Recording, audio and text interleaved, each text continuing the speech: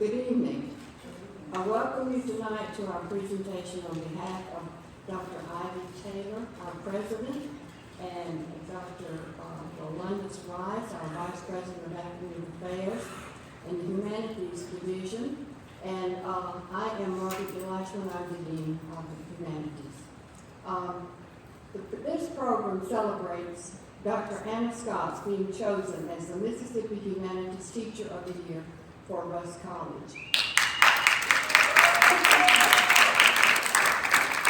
I'm going to step aside now because we have John Spann from the Humanities Teachers. He's going to tell you about this program, the Humanities Teachers Awards program. Mr. Spann is one of the, I've forgotten what he is. He's one of the operations managers of the council. And so he's going to come now and tell us about this program.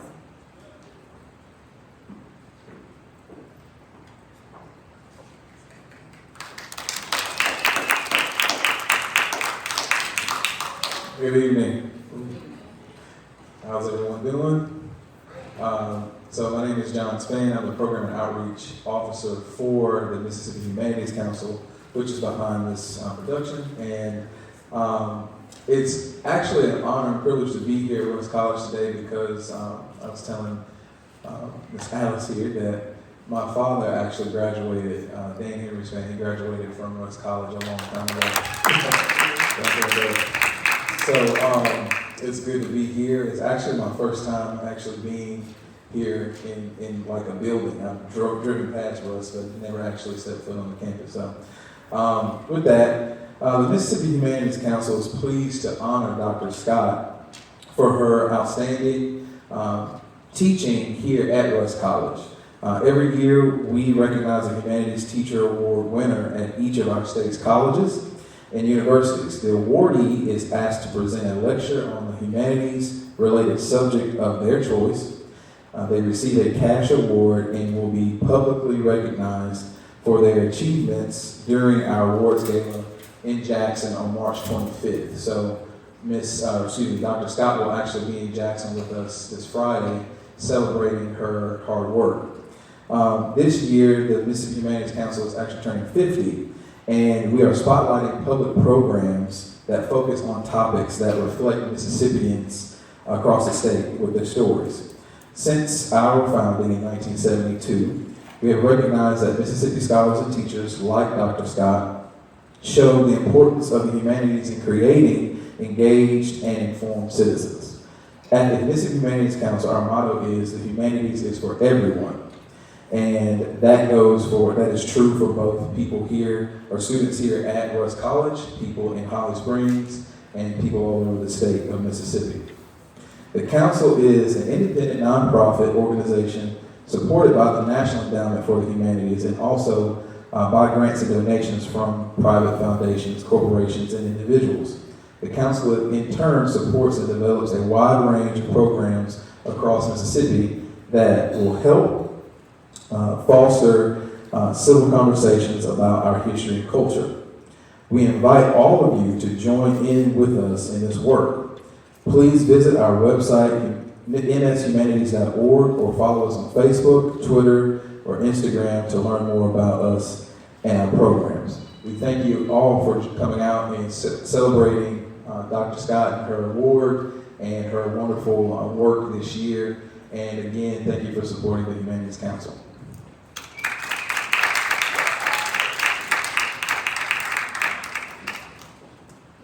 Miss Kayla Scott with Reflections. I'm so sorry. Miss Kayla Foster with Reflections.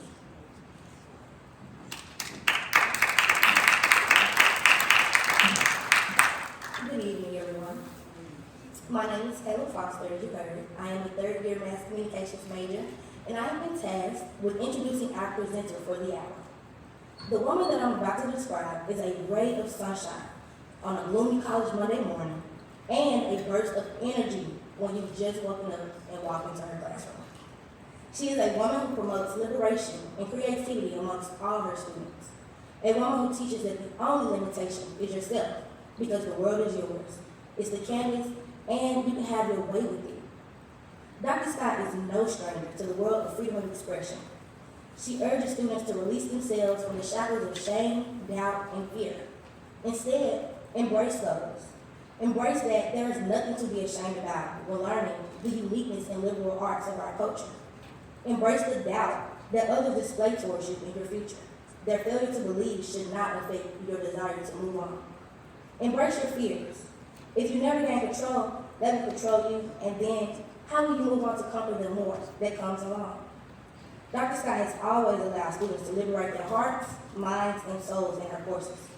She truly is an educator, not only in liberal arts and humanities, but in life. A woman who we visually see embrace the skin she is in today, while still being hopeful for the joy life will bring her tomorrow. So, without taking any more time, please join me in giving a warm welcome to our presenter of the evening, Dr. Anna Scott.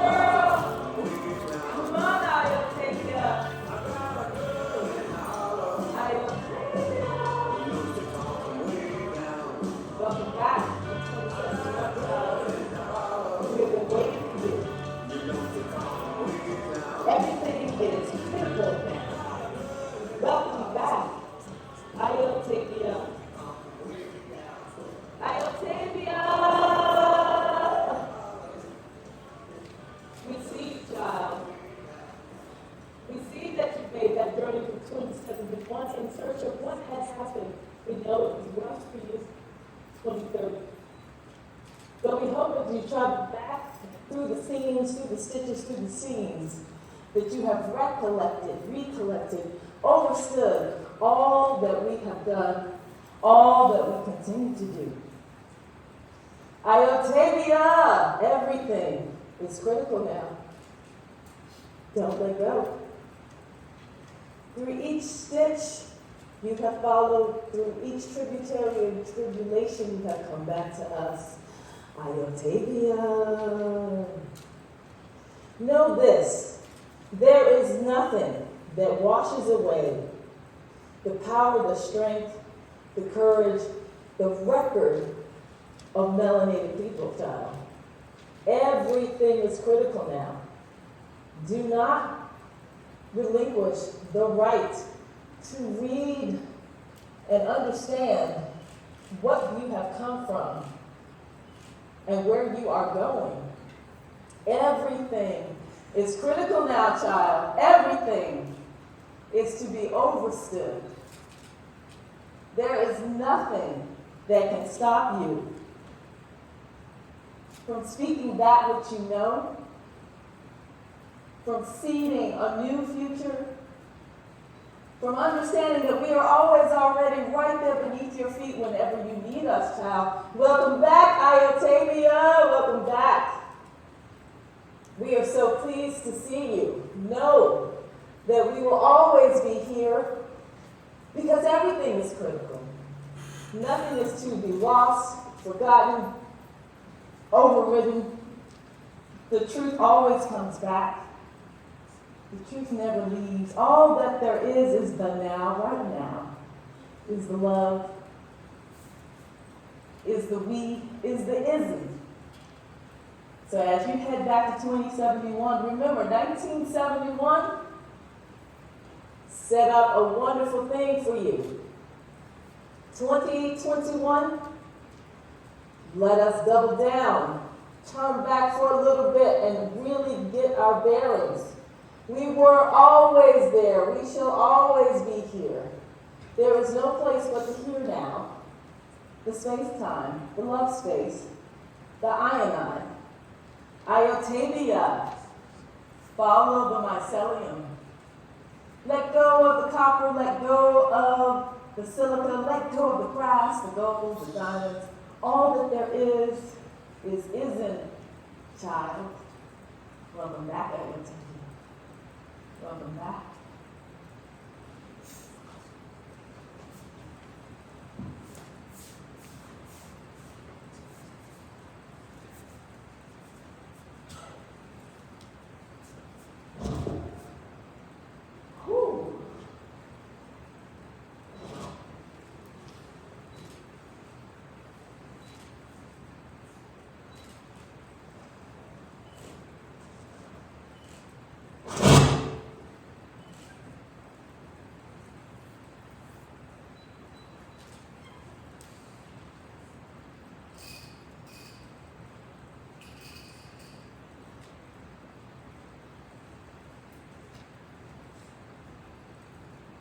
All that there is isn't.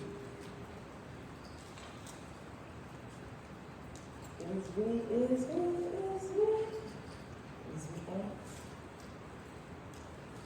All we are is we is.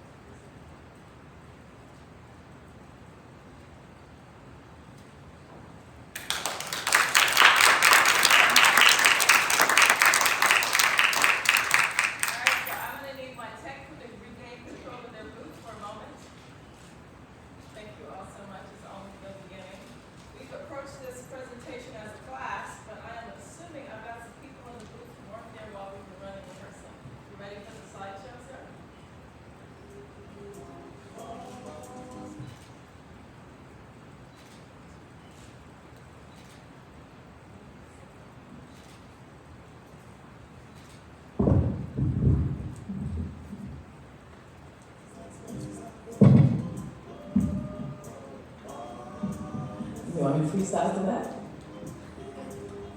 But it's a sound. Who has control over your sound? Who is playing that? Would you stop playing that? Thank you. Can I have the slideshow now? Ready? Or I can keep going.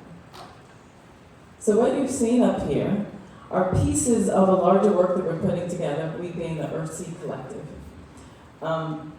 We started this idea, how did our parents come up with this idea that they were going to control a very different destiny than the one that they've been handed? And we got to that point by thinking about this idea of oppressive peace. Walking around Holly Springs, you have a deep sense that everything is A-okay simply because people are quiet. Because the buildings are very loud, and the bricks are very loud. The gaps in the storefronts are very loud. The edges of the town are actually very loud because there's not much going on in the quiet center. In a constant collision with our antebellum past, our present, our NOW, acts like a needle on a scratched up record, light on a dirty CD, an audio file compressed for rapid playback, but not fidelity. The now has been preempted by nostalgia for it never was. Draped in yesteryear garb, our present is forced to cosplay for dollars, reenact bits and pieces, and thus hide our collective lived reality. This is stressful. This is violence. We practice it mostly due to habit. It's numbing repetition, pretending to be soothing and profitable. The very wild thought that I've had in all of my work, it pushes my research, is actually the sheer wonder at the first. Who was the first person who had this thought? Who was the first person who figured it out? It was safe to eat this food. I really think that every time I have tomatoes. Who danced the first story? Who played the first rhythm? Who decided that that was a song? Who was the first person that figured that out? Who had the first idea that being enslaved wasn't normal, even after 400 years of that? Imagination is the secret weapon of social justice and transformation. I am keenly aware that I am living in my parents' future. The future is dreamed, but it's also up for interpretation. And what do we mean by that? We are finding in the city of Holly Springs that over 50 antebellum sites and several collections across the city. Rusk College itself has 4 or 5 major collections of objects, photographs, songs, as Byron has been telling us. In the city, we have the Ida B. Wells Museum, we have the Marshall County Museum, we have the Kate Freeman Clark Gallery, and technically every antebellum home that's open during April turns itself into an instant gallery full of the objects from that time period. However, these things don't really communicate to each other. It leaves one thinking that the past is not really everyone's past, and therefore we can't quite use it. It's just a collection of things. During our work, we discovered that there are also on the square hoards, and I mean that, like big piles of things in storefronts that you would never know. Some of you might have shopped in one of them. You walk in there and you make your way through trying to figure out, how is this possible? These layers and layers of consumerism right here in this one little spot, right next to all of these museums. Well, when grandma's attic is too full, they go down the street to Adrian Penson's place and they see if he'll sell it for them. And then we have to figure out how to find our way. So wayfinding is really about making a map that makes sense for how you'd like to perceive reality. I know that sounds kind of crazy. But when you're not sure what your past is, where the little breadcrumbs are that lead you to where you are, you're not really anywhere. You're in a no place with a no thing, understanding nothing at all, right? So you need to understand your way through these collections of objects in order to figure out how to bide your time? No. How to make time, how to process time. We like to think about wayfinding, or not think about it, as a type of time making. Time itself isn't quite real. Now, if any of my students are here, you'll remember I have this idea that I ask you, what time is it? Right now, what time is it? Anybody know what time it is? Is it? Are you sure? What time is it now? So when does the future get here? When does the future get here? Is it the future yet? What time is it now? It's now. So what time is it now? It's still now. So we have this really interesting thing that our brain does. It likes to create a past, but it's just a collection of nows that we're no longer experiencing. As we get further away from that initial experience, we lose track of it. We refabricate it. We turn it into something completely different.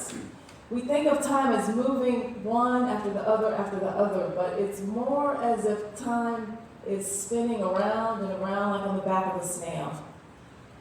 Ever so often you can look back and it looks like you've gone in a straight line, but you in fact have not. You've meandered your way. You figured out that time is about your storytelling, it's about your placemaking. One person's home is another person's stairwell. One person's house is another person's shadow. Living behind a big house in Holly Springs is really intense. Right? So the Earthseed Collective got together during the quarantine. Initially that was Danielle Littlefield, Byron Chapman, Shawanda Gibson, who's now Shawanda Gibson Marion, and Nisi Daniels. And we were trying to figure out how to make a place while our students were dispersed. We were trying to figure out how to take care of ourselves and take care of our students and understand really where is where, how are we put together if we're going to be dispersed. We read together the novel Parable of the Sower by Octavia Butler, and we came to the conclusion that there were lots of hidden gems in there. We committed to each one of us teaching some part of that book some kind of way in all of our classes. We got super turned on by that because we nerd hard. And then we decided, wait a minute, why don't we see if we can get a grant to make this available to the students and get the books and get backpacks and get maps and do what Lauren, who's the main character, was doing, because in Parable of the Sower, wayfinding, placemaking, playing with repetition and not necessarily with time is critical to the survival of the main character. The way that COVID-19 was looking to us, we felt like we had to put together some tools for the students to make place even when there was no space for place.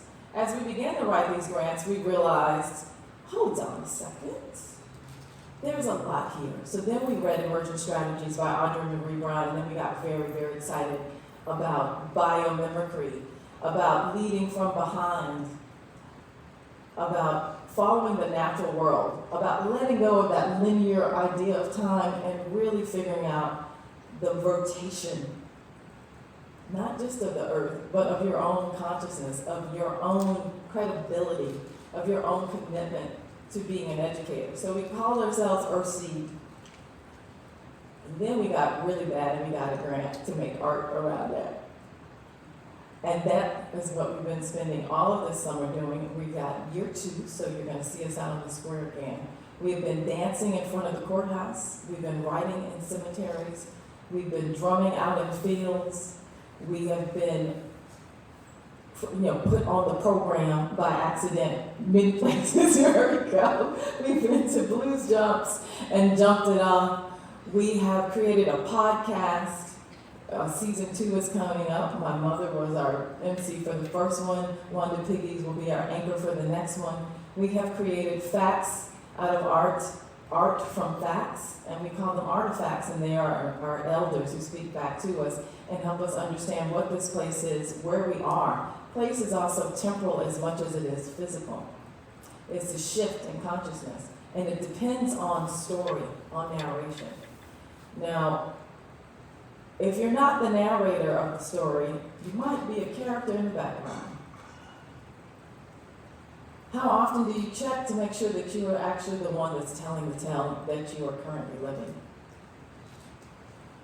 There's something about Holly Springs where there's ample opportunity to tell your tale, but there's not necessarily enough sound to use to tell your tale. So that's something that we are cracking open with this project. How do we make the sound of our story in a way that others join in and put in their pieces of the story? For the second round, we are putting together an app, helping you wayfind and narrate your own ideas through all of the different collections of the town. And we're gonna need your help to do that, those of you who are here, especially those of you who are from town. When you see our little blue tent pop up with a little artifact banner, please come in and answer some questions. We've been asking people 10 strange little simple questions over the summer. Those might change as we go on. And we're gonna build a database. And with that database, we're then gonna do what they call a fork. And that fork is that narration, that storytelling. You will get to narrate, how do I wanna understand this corner in relationship to tools of yesteryear in the Marshall County Museum, in relationship to a shawl that's in the Ida B. Wells Museum, in relationship to something in Roy Wilkins Holdings and the Library at West College. Our goal is to be able to make that possible for you to put together. But until you decide that you're willing to be the narrator of your own story, you will just continue to suffer with the oppressive piece. And that's where imagination is really critical. Our ultimate goal is to reignite imagination, because when people do not dream, they get stuck. And so underneath that is rest. If you've been in my class, sometimes I've seen you back to bed, you come to class with too much sleep in your eyes. I will say, you should just go. You should go lay down. Rest is really important. It's an important part of imagination. It's an important part of endeavoring to make change. We are hopeful that stringing these events together, and not stringing them together, stitching these events together, as the quilt told us, stitching them together will allow us enough interval, enough space in between where we can rest and recognize who we truly are, and then imagine where we'd like to go and who we'd like to be. Because that is, in fact, where liberation resides. It resides in your imagination. No one is coming to set you free. No one is going to do the work for you. Some of you have great roommates who will wake you up to make you get to class. But those of you who are married now will tell you, well, that doesn't always go that way. Sometimes people just be tired of you and they leave you there. Liberation, you are responsible for yourself. You are responsible for your own happiness. And as you take care of yourself, you take care of the community. You create the conditions for Alu Shoada, for many great things coming together to do fantastic things in the world. So thank you so much.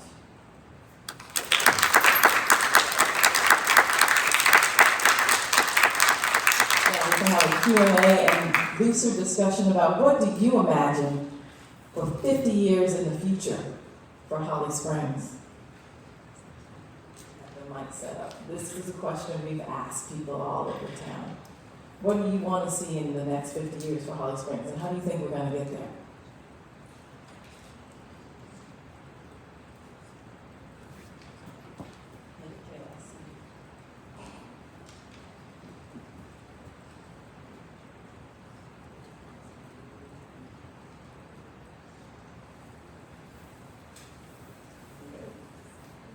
Everyone's timid. I see people whispering to each other. You can shout it out if you don't want to get up. Do you have questions about the show? This was a time traveling show, by the way. Yes. There's a whole microphone.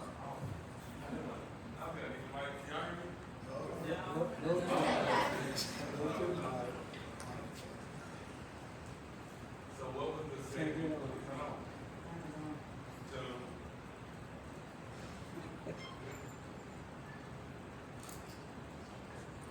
One, two. So what was the segment when you were under the quilt? That is an egungun. It's a masking tradition from Nigeria. A lot of quilting actually comes from the Cross River area of Nigeria that you see in the Deep South. And it comes from a group of folks that actually would message inside of the quilts, and that continued in the United States. So often quilts were used as maps to show people how to get to where they're trying to go to get to freedom. So quilts were a very huge part of the Underground Railroad. These quilts are from Sharonda Gibson's family. That one that I danced in, I believe, is from her husband, yes? From the Marians. So I wanted to be intentional about having actual hand-stitched quilts that people had slept under, been in, to have what we call ashe, the energy of the people who made it and the energy of the people who rested in it. It took us a while last night to figure out who was speaking in this quilt, and a little bit of Hiram Wells, a little bit of Ida B. Wells, a little bit of the Marians, a lot of people from 1878, 79, because the laws got changed so that people of African descent could participate as full students. Holly Springs was one of the centers of the Reconstruction era, and then everything kind of fell apart around 1919 in the Red Summer, and Jim Crow became the thing. But that's what that was about, bringing the ancestors back. Iotavia, our main character, who traveled back in time to get information to help her understand that thing that had happened in 2021, so that she could figure out what to do in 2071, and then we're speaking with her. Other questions, you can ask questions about the thing, you can ask, why were you dancing? I thought this was going to be a lecture. You can do all of them. Alright, so, But they can't hear you back. alright, Are the quilts like the way they're made or stitched? Does that have anything to do with your heritage? Okay, so I borrowed these. Miss Gibson will have to answer how the ones that were stitched for her family, what the stories are in that. But often quilts are stitched for particular people for particular reasons. They usually have old pieces of clothing in them that no longer work as an article of clothing, and they're put together. But some people start from scratch with new fabric, new scraps, but often they're dedicated to something in particular. I bought my mom a quilt, really nice one recently. It was made from African fabric scraps to honor the goddess of the sea, because she's considered the big mother. But there might be quilters here who could tell you something about why they quilt, how they quilt. But there is a very famous quilter in Holly Springs. Yeah.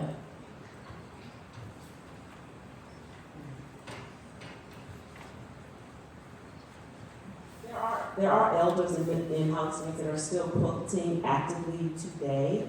The two on the end, my father's mother quilted those, and my husband's grandmother gave him the one in the middle, but he's not quite sure where his origins are. But to Dr. Scott's point, in terms of the language within the quilt, I was talking to a friend the other day, and her mother who quilts says, she'll say, these are not my mother's stitches. These are not, it is also a way to familiarize and to understand family legacy and history, because you can look at a particular quilt, a particular pattern, the fabrics that were used, and you can distinguish one family from another, one generation from another.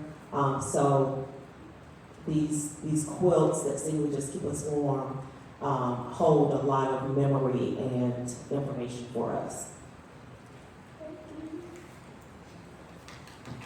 Can someone take the mic down this way? I thought I was supposed to have, where's the person on the phone? Thank you, Kayla.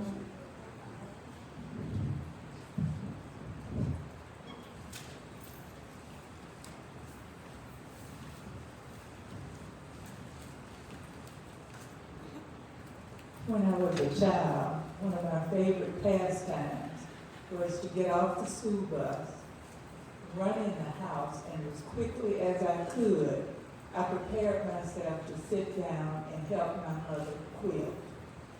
I just enjoyed it so very much because the quilts that she made came from blouses that we had worn, dresses, shirts, and in some cases around the rim, socks that we had worn. So everything had a message and had a history. And I enjoyed hearing the stories of fabric that I didn't know anything about. Back then, a lot of flour, meal, and something else, were made, materials, bags were used for that. And so they were washed and bleached, and that was the underlining. When the cotton picking season was over, we would go back to the field in the cold and pick the last bit of cotton. And then we'd come home with it, pull the seeds out, and then stretch it out on this white fabric that my mother had bleached. And then we would put the top of it, which she called quilt top, which were the pieces that she had put together. We put those on and kind of stitch them around. My dad would come in with these long, I call them poles at the time, and they would run down the side of the quilt. And then he would take a smaller one and run two of them and run them on each end. My mother, we'd all get together and roll it up, and we would start from the very beginning of one of the sides, and we would start quilting. And as we worked, that side got rolled under, the other side got rolled out, and before you knew it, we had completed a quilt. When our youngest son got married, my friend Ann Hollowell, you might know her from Foxfire, and I quilted a wedding ring quilt for him. It brings more pleasure than you will ever know.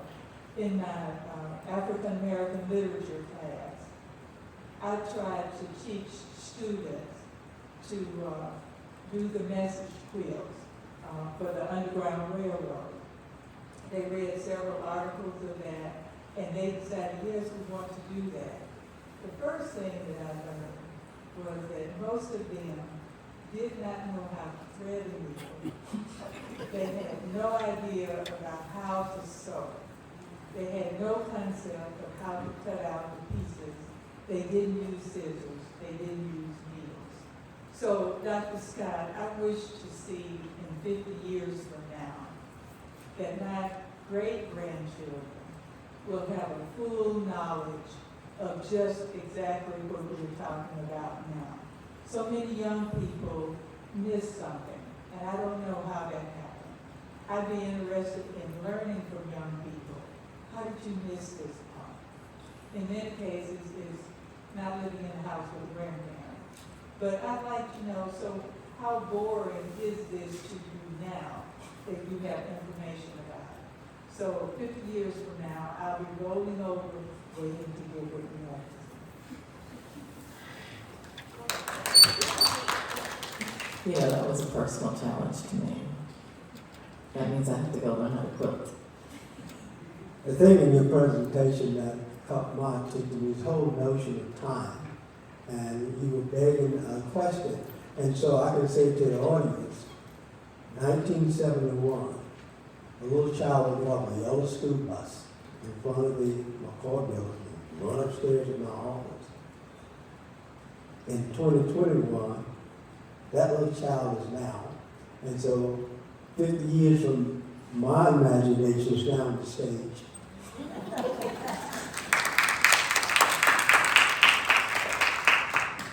If there are no more questions, there's a question down here.